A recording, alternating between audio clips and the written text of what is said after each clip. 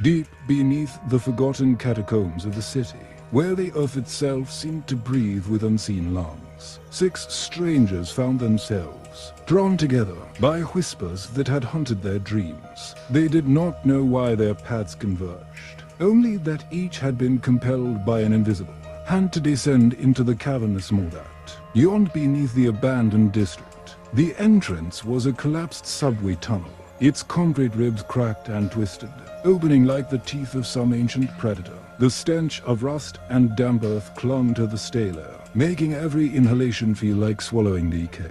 The 6 were a fragile alliance of desperation and fear. Evelyn, a historian obsessed with lost civilizations, carried maps inked with forbidden symbols. Marcus, a grizzled ex-soldier, bore the scars of battles long forgotten, but refused to abandon his blade.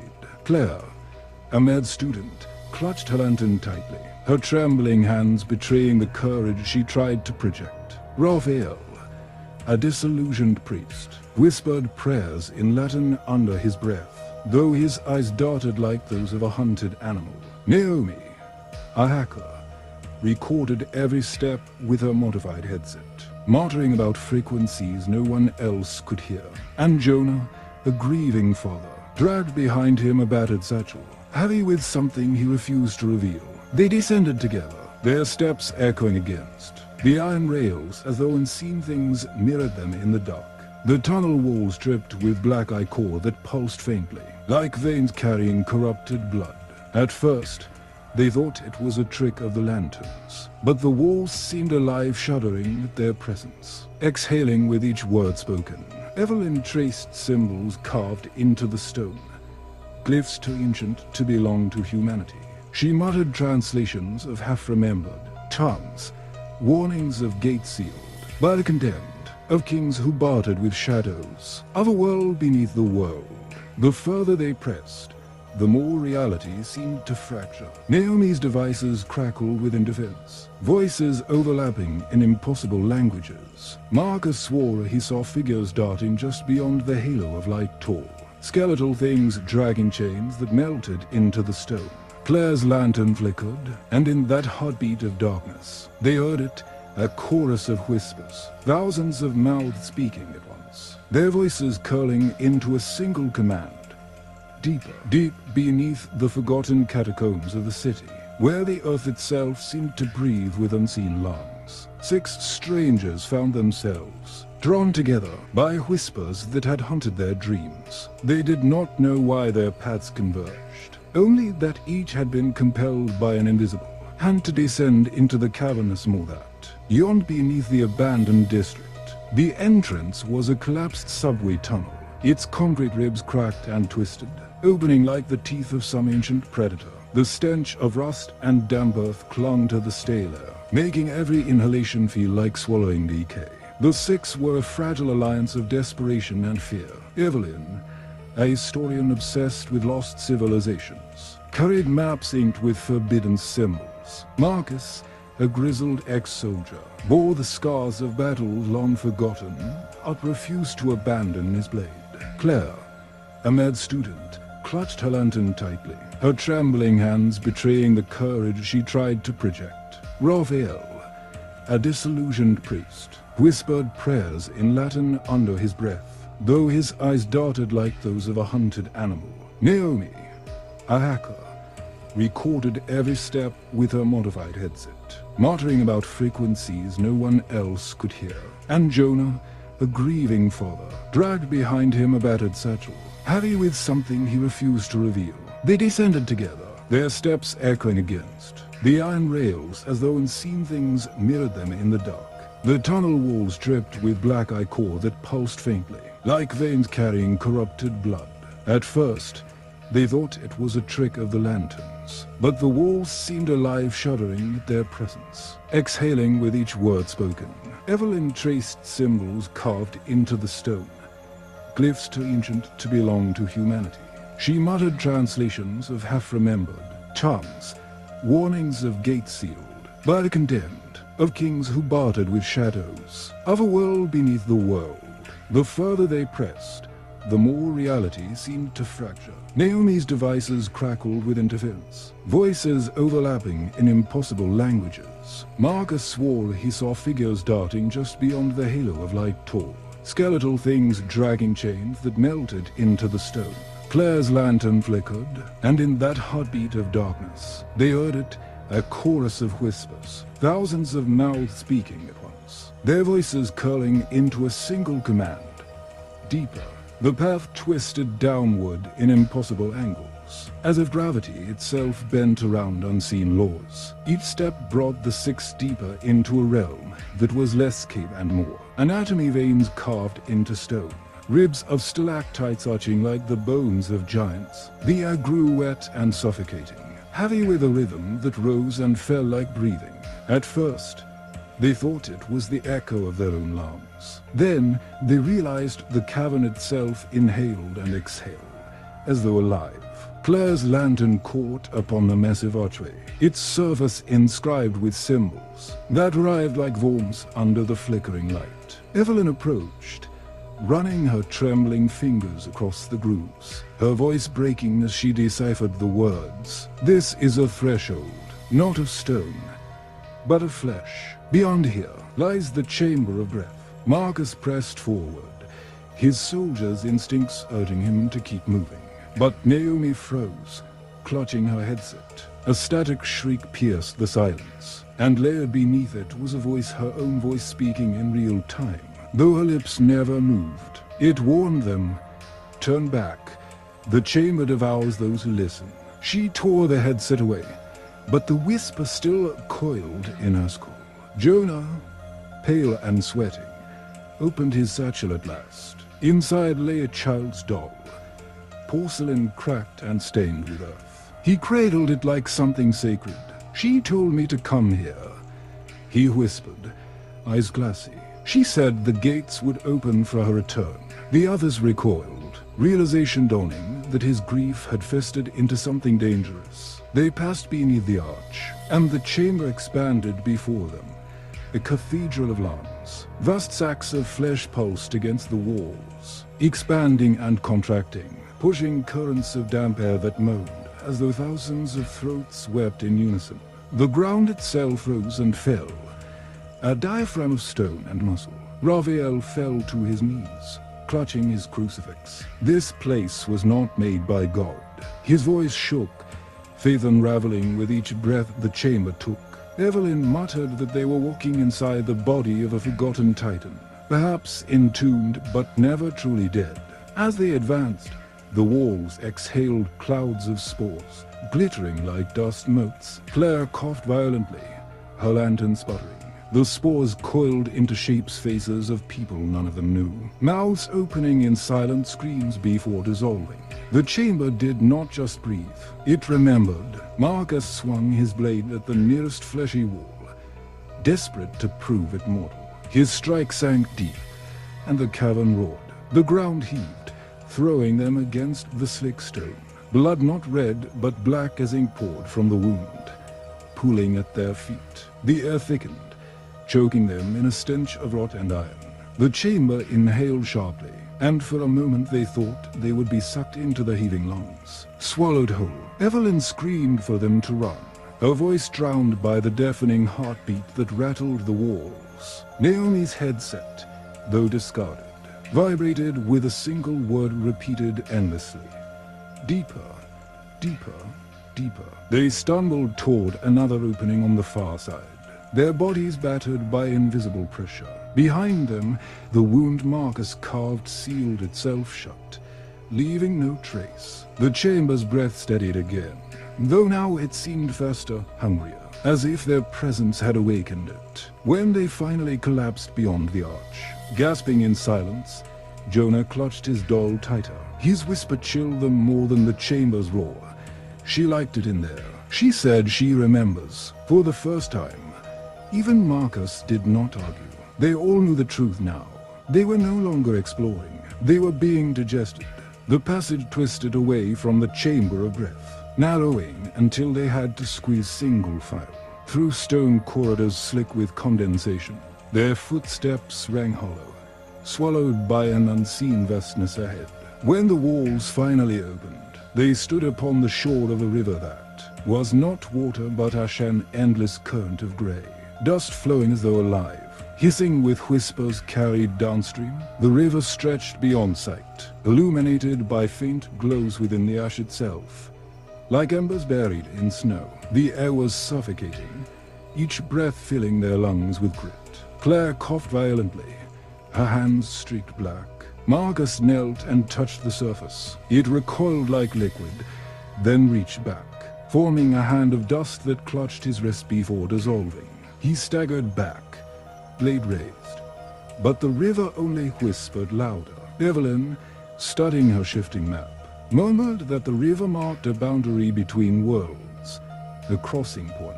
The glyphs spoke of ferrymen that once guided souls across its flow, but warned that the river chose who was allowed passage. Jonah gripped his doll tightly, muttering that he could already hear his daughter's laughter carried in the dust. His eyes shone with feverish hope.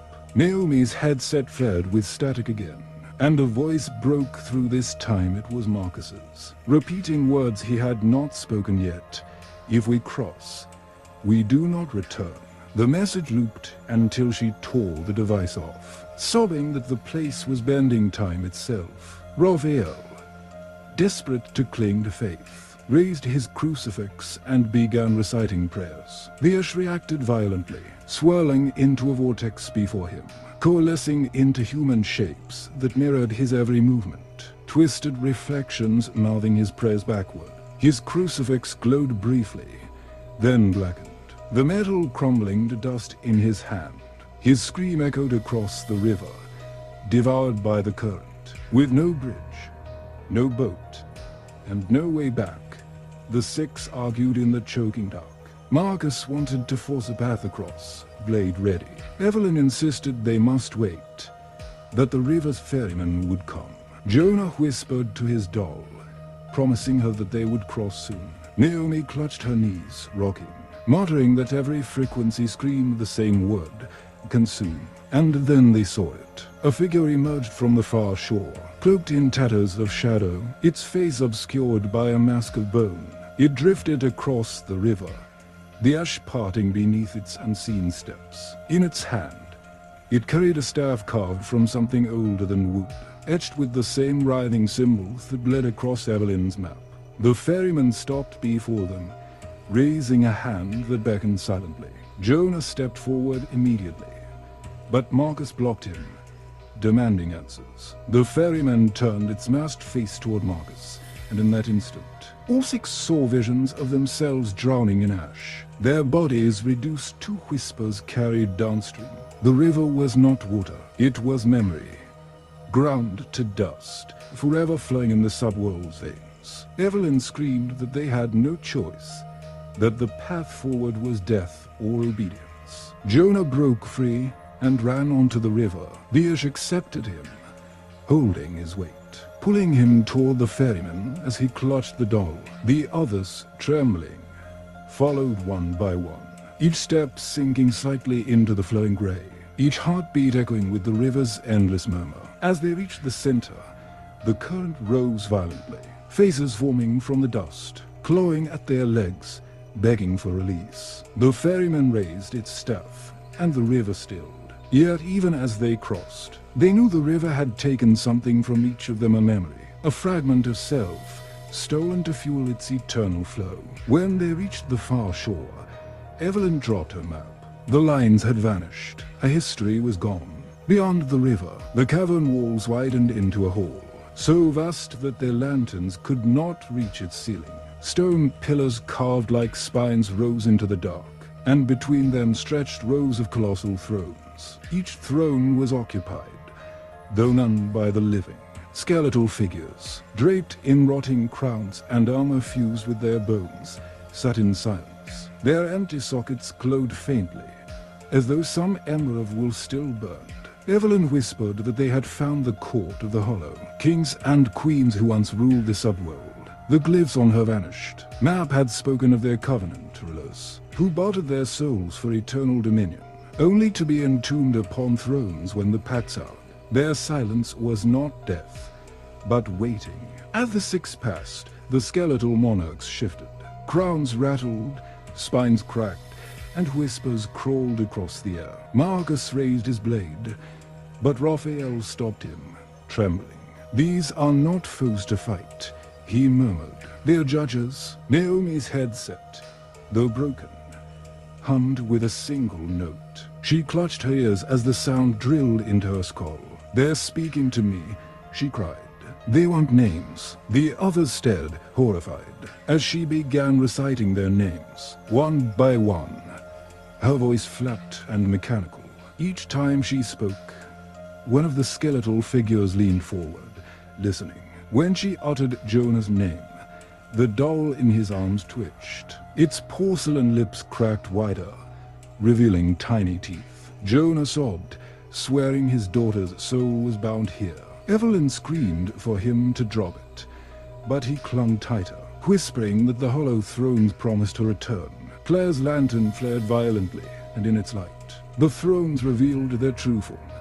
Not mere stone, but fused bodies, hundreds of skeletal torsos twisted into seats, their jaws open in silent agony. The monarchs sat upon their subjects forever, a kingdom frozen in eternal servitude. The six hurried down the aisle, but the throne's whispers grew louder. Marcus covered his ears, yet still the voices pressed into his mind. They promised him power, battles won, scars erased. He staggered toward one of the empty thrones, blade trembling. Evelyn grabbed him, screaming that to sit was to be bound. For a moment, his resolve faltered. Then the throne reached for him. Bony hands sprouted from its arms, clutching his wrists. Raphael hurled himself forward, dragging Marcus away, shouting prayers that cracked with fear. The throne recoiled, but not before sinking a skeletal claw into Marcus's flesh. His veins blackened where it touched, spreading like ink. Marcus collapsed, gasping, his body half-claimed. They fled, pursued not by footsteps but by the oppressive weight of judgment. The whispers followed, promising salvation in exchange for surrender. Evelyn clutched Marcus, whose skin grew colder with each breath. Jonah rocked his doll, oblivious to the danger, whispering lullabies to the teeth within. The chained door yielded not to strength, but to surrender. When Evelyn pressed her bleeding palm against the bone links, they dissolved like smoke, vanishing into the dark. The six entered a descent sharper than any before, stairs spiraling into an abyss where sound itself seemed strangled. Each step groaned like narrow snapping, and the air burned with a copper tang that clung to their tongues. At the bottom lay a cavern vast and circular, its floor split open by a chasm that pulsed with light. The fissure was no mere crack, it was a mouth. Jagged stones formed teeth, slick with black saliva. From its depths poured a glow like molten gold, shifting into faces that screamed silently before melting into light. The moor below was not asleep. It was hungry. Claire's lantern fled, casting their shadows onto the cavern walls. But the shadows did not move with them. Instead, they writhed independently, growing taller, stretching into grotesque shapes with mouths of their own. The six huddled together, horrified as their own silhouettes reached for them, clawing at their flesh. Marcus, weakened by the black veins crawling through his skin, collapsed to his knees. His shadow leaned down, whispering promises of release. Evelyn tried to drag him away, but he snarled, eyes bloodshot, insisting the moor could cure him. He lurched toward the edge, and only Raphael's desperate grip kept him from tumbling in. The priest begged him to resist, but Marcus's veins pulsed faster, his body spasming with each heartbeat of the moor. Naomi screamed as her headset flared to life again. This time, it played the sound of her own voice crying for help, not now, but minutes into the future. She ripped it away, only for the cavern itself to echo the same plea, reverberating through the stone. Time folded, the moor feeding not only on bodies but on what had yet to be. Jonah's doll began to laugh, not the shrill sound of porcelain cracking, but the wet gurgle of a living child. His knees buckled as he pressed it to his chest, tears streaming. "She's here," he sobbed. "She's waiting inside." The others recoiled, but the doll's eyes opened, glowing with the same molten light as the Moor. It whispered with a child's voice, urging him closer. Evelyn shouted that the fissure was a prison, a wound where the subworld bled into itself. The Moor was both gate and jailer. To approach it was to be devoured by eternity. Yet still, the pull grew unbearable, each heartbeat sensing with the cavern's pulse. The floor cracked wider, stones falling into the abyss, swallowed without echo. Marcus broke free of Raphael's grip, stumbling toward the edge. His veins burst open, spraying black ichor that hissed upon the stone. He raised his blade high, roaring as if to challenge the Moor. But in a single tremor the ground beneath him collapsed. His scream vanished as the fissure swallowed him whole. The Moor's glow brightened, as though savoring the taste. The Moor receded into silence after devouring Marcus, leaving the survivors trembling at the cavern's edge. But silence here was never absence, it was presence. Every breath, every heartbeat echoed too loudly, as if something listened intently. Evelyn forced them forward, whispering that if they lingered, the Moor would claim another. They ascended a narrow stair carved into obsidian, winding upward toward a faint light. Yet the glow was not salvation, but a throne suspended in darkness, carved from bone and obsidian, pulsating faintly like a heart. It floated above a pit of shadow, tethered by chains made not of metal, but of screaming faces fused together. The throne of silence. Upon it sat no king, no queen, only emptiness. But the air vibrated with the weight of an unseen presence, vast and eternal. The whispers ceased entirely here. Naomi dropped to her knees, clutching her ears, sobbing that the absence of sound was louder than screams. Claire's lantern dimmed until it was nothing but a dying ember, unable to pierce the oppressive dark. Jonah staggered forward, clutching the doll.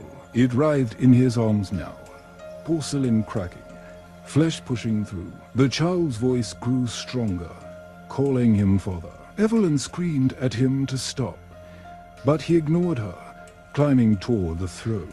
"She will sit there," he wept. "She will reign, and I will have her back." Raphael, broken yet defiant, hurled himself at Jonah, ripping the doll from his arms. It shrieked like a newborn and bit into his hand, tearing flesh. He screamed but held on, chanting prayers that faltered on blooded lips. The doll's glow intensified, burning him from within. Evelyn and Claire dragged him back, but his chest smoked where the porcelain teeth sank.